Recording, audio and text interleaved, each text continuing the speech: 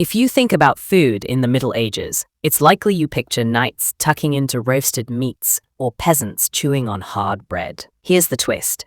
One modest vegetable, completely forgotten today, was the real star of the medieval table. And, believe it or not, far better than the potato, which was not even in Europe at that time. Year 1350. You, a poor villager in medieval England, stomach empty after a day of hard labor. Potatoes? They don't get to Europe for another 200 years. It's your life that depends on another route, one so versatile, so essential, that without it, peasants and nobles alike might not have survived. This is the story of the medieval vegetable that outshined the potato. Picture that medieval village's muddy streets, wooden huts, thatched roofs, and smoke spiraling from small fires, along with the rich odor of pottage, a thick vegetable stew. Food had not been meant for savoring, had not been a luxury. It was survival. In our world today, it's potatoes that reign, mashed, fried, baked, everywhere.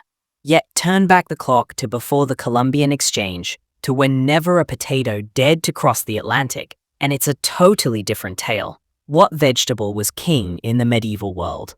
The turnip. That's right, the modest turnip. Sounds underwhelming today, but in the throat-cutting times of the Middle Ages, this had to be nothing lesser than a lifeline. Why the potato wasn't there yet? The potato we know is native to South America, more precisely to the Andes. It wasn't until the late 1500s that it was imported to Europe, ages after the medieval period. That is why during the medieval times, no medieval peasant, knight, or king ever got to taste mashed potatoes, French fries, or potato bread.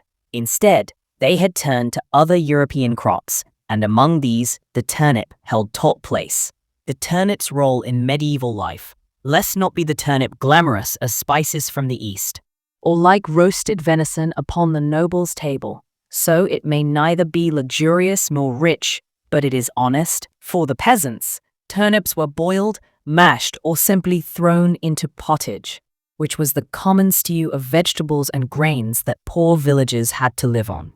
They thrive on poor soil, can withstand harsh winter weather, and can keep well in a cellar for several months. This would otherwise mean certain death for a peasant's family in the cruel cold months. For the nobility, surprisingly, not only would they feed peasants in medieval cookbooks, such as the form of curry, assembled by King Richard II's cooks, there appeared recipes with turnips flavored with saffron, ginger, or even honey.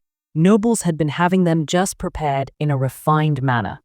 For animals, turnips weren't just for people. They were also for the vital livestock to feed upon. Good healthy animals meant milk, meat, wool, and leather. Take away turnips and the whole medieval economy would have been distressed.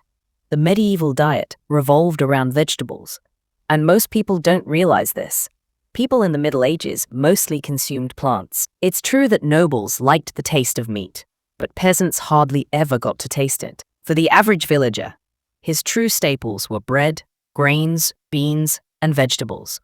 And among vegetables, turnips were the finest. They could eat them raw, roasted, boiled, pickled, or added to pots of stew.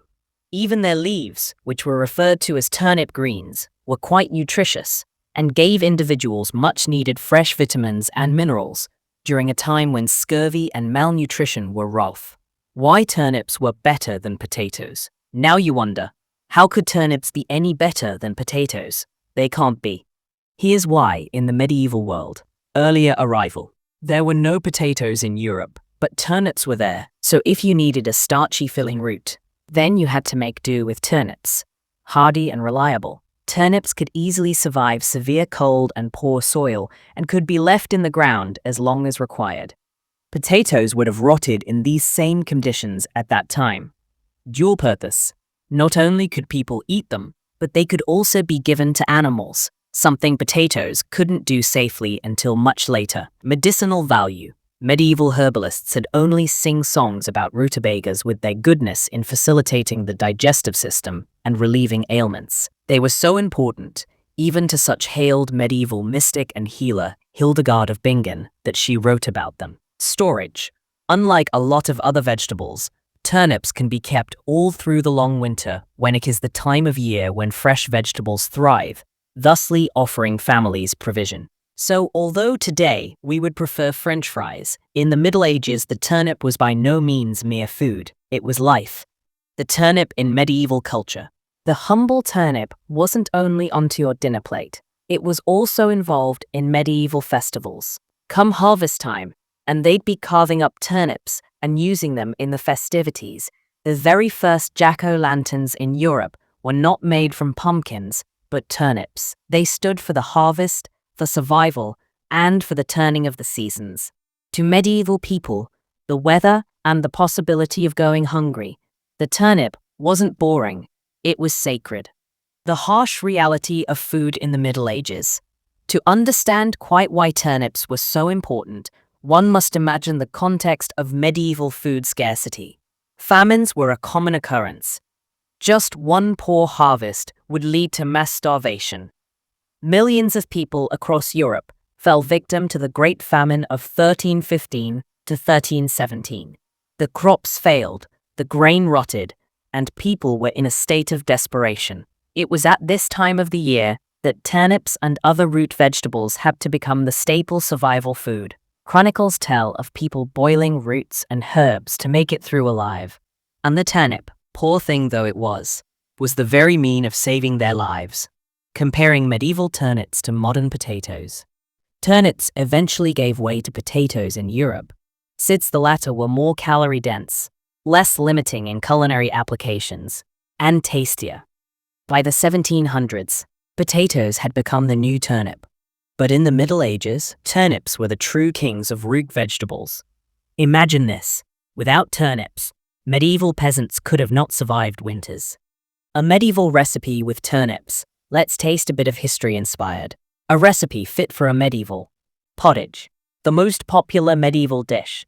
Thick vegetable stew that almost always featured turnips. Roasted turnips, half roasted in slices, salted and herbs added to it. Mashed turnips, boiled and mashed, after being boiled with butter or animal fat.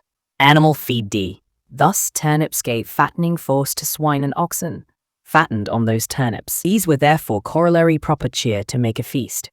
The forgotten hero. So was the turnip better than the potato? In its time, absolutely yes. Today's ruling is for the potato and not so for the turnip. However, in medieval Europe, this would have been the difference between life and death, survival and starvation. It fed peasants, nobles, and animals alike. It was cheap, reliable, and ever-present.